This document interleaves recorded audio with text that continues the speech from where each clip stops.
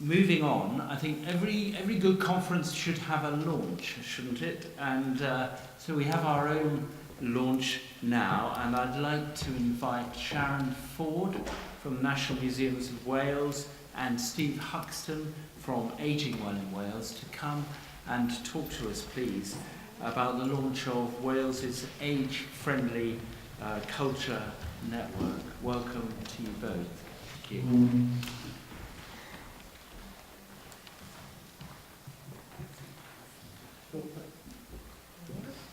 Sorry, thanks a lot, Paul, for that introduction. And yeah, it's really exciting for us to be here. And while it's myself and Sharon up on stage here this morning, the Age-Friendly Culture Network is something we're doing in collaboration with the Arts Council of Wales and also with Age Cymru and Emma, working with a lot of the Gwanwyn projects. So just for a very brief introduction before we talk a little bit more about this new network, my name's Steve Huxton, as was said. I work at the Older People's Commissioner for Wales, and I work specifically on a project called Ageing Well in Wales. And for those of you who might not be aware of the project, Ageing Well in Wales is the Commissioner's national partnership programme, which works to bring together individuals and communities with public, private and third sector organisations all around Wales to develop, design and promote innovative and, perhaps more importantly, practical ways to make Wales a country which all of us want to grow older in, whatever our age is today.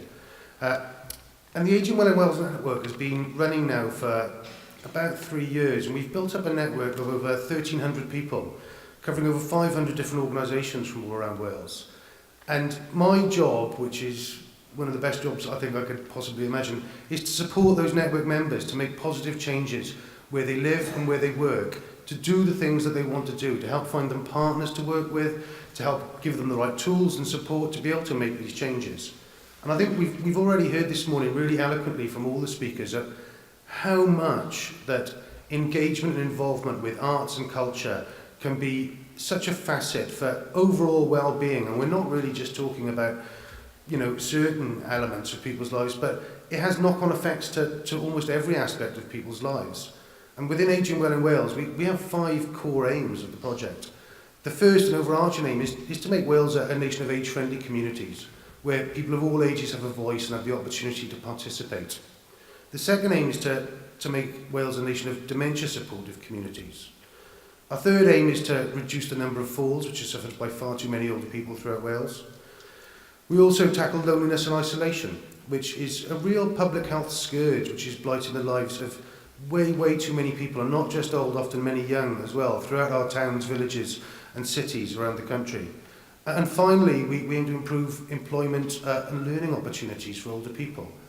And we strongly believe that the arts and culture and heritage have a massive role to play in all of these aspects of what we're trying to achieve. So we've been really glad to have such a response from various institutions and organisations all around Wales, and everything from Arts Council Wales looking at stuff from a very strategic view to some of the tiniest clubs and groups and activities running, you know, throughout our towns.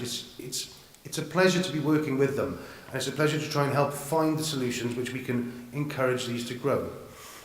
So if you'd like to find out a little bit more about Ageing Well in Wales at any stage of the day, please come and have a chat with me. I will be here all day. But I'll just pass over to Sharon to introduce herself and also give a little bit more introduction about the Age-Friendly Culture Network as well. Thank you. Okay. So I was introduced, I'm from National Museum Wales. We've got 7 sites across Wales, and there they are. You may have visited one. If you haven't, you know, the weekend's coming up. Knock yourself out, please do.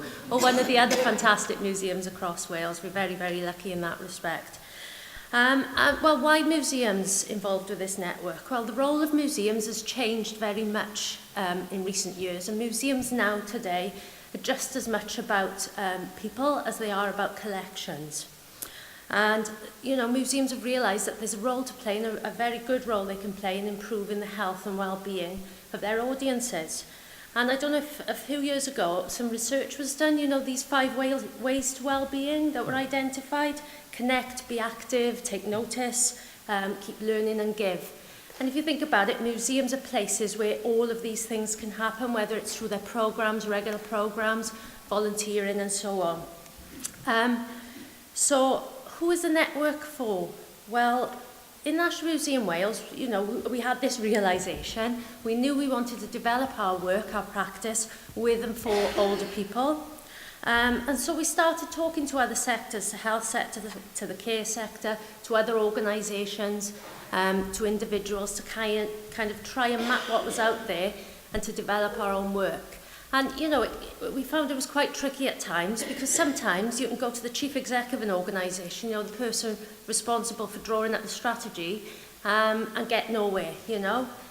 You think that's the conversation you need to have, but actually it's the person on the ground doing the work on a daily basis who is the one with the enthusiasm, with the energy, the one who can make things happen. So what we thought was that with this network, bringing together people with similar aims, that process should be made easier. So who's the network for? So it's people working in arts, culture and heritage.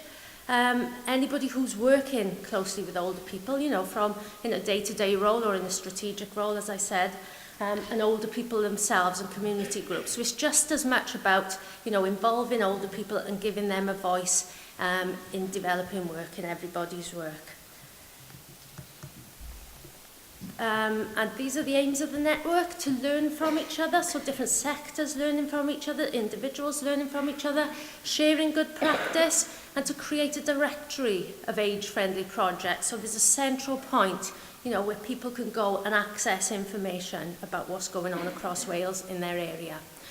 It's to learn about some of the work that's already happening. There's fantastic projects, you know, we heard about a few today, taking place right across Wales.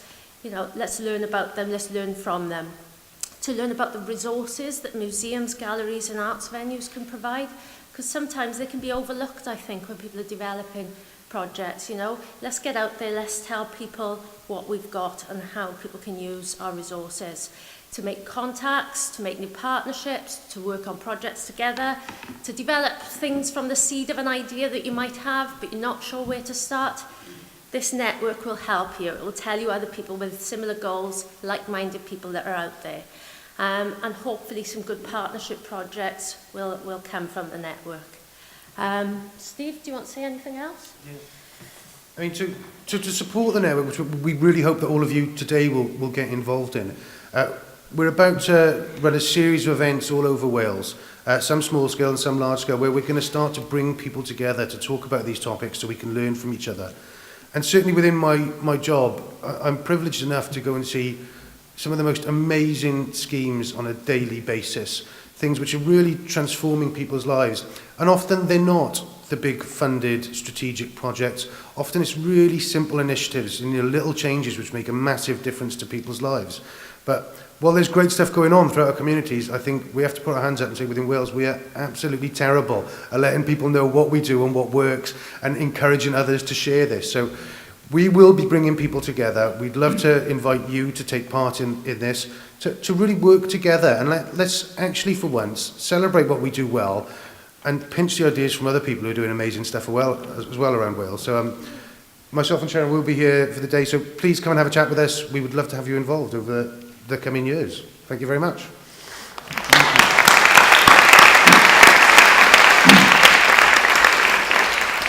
Thank you very much indeed for that very exciting presentation, and congratulations, Sharon. You know the 5 ways to well-being off by heart, so I think that's clearly very impressive. I just didn't pick up how to join the network, how exactly people get stuck in. Hang on. There we go. Okay, there's Steve and myself email addresses, but if you're already on a database of any other partners who are heading up the network, you will be receiving information in your email box pretty soon anyway. But if not, you know, grab us today, we can put you on the list, or email us at one of those email addresses. Yep. Great, thank you. Right, it's time for a question or a comment from anybody who'd like to ask about that. I have one that I want to ask, but we may well have questions from anybody. Hi. So really interested in actually sharing good practice. How do we get some of the funding incentives to also do the same? Because I feel as though as an organisation we're constantly having to kind of be so, mega creative and think outside the box and constantly think of something brand new, whereas actually that might not be the best thing, the way forward. Yeah, I mean, we're not specifically going to be targeting funding, but obviously for so many of the partners we are working with, fund's an issue. And one of the things we do see a lot more, and one of the things I really want to help us crack open with this, is we need to have a much wider idea of partnership in terms for a lot of funding opportunities now. And I think the opportunity, and I think what's really great with, our initial discussions about getting involved is we really are having a very broad church of people involved, and I think to be able to get a lot more of health and care sectors involved, a lot of existing community groups, and I guess some of the non-usual suspects as well, I think we can look at how we can address a much wider framework perhaps than often is, but we're not trying to set out a prescriptive, this is what the network will do. A lot of this is we're all going to have to learn togetherness, but I think, and I'm pretty confident about this, if the more people we get involved, the better funding bids which we can propose and develop as well. So. Thank you. Great. Can I just ask a question of both of you, really, which is access just actually the business of getting to a museum or gallery, public transport or any kind of transport, is that a big issue, which I've certainly heard from some of the things I've read about in Wales? And if so, what can the network do about that? Or is there even a category, a group of people who actually wouldn't be able to access transport anyway, who are housebound? What can the network do to look at that issue of access? Really quickly, yes, transport's a massive issue, and certainly with the wider remit of working with older people throughout Wales, transport is the biggest issue which people talk to us about on a daily basis.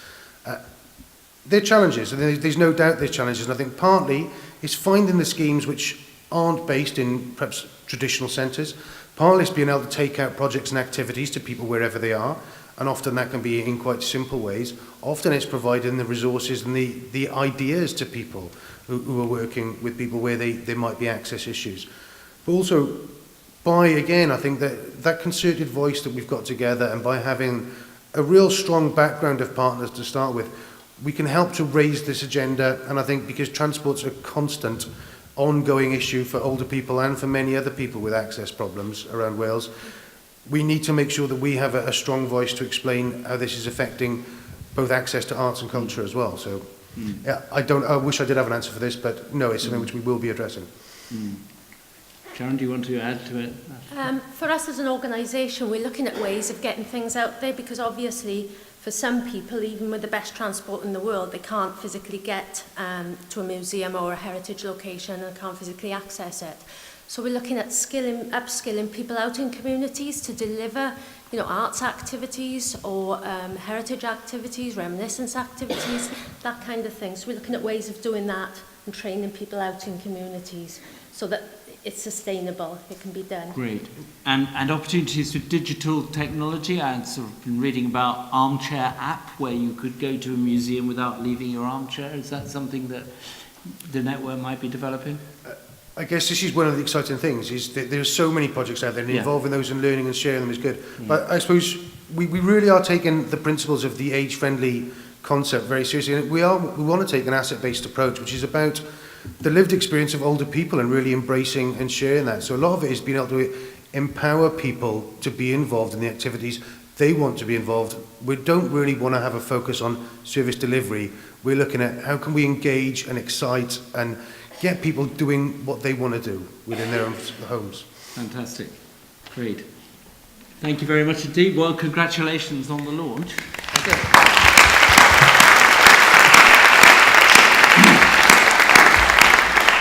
I'm obviously disappointed there was no champagne on offer, but maybe that's outside just waiting for us as we go to our breakout sessions.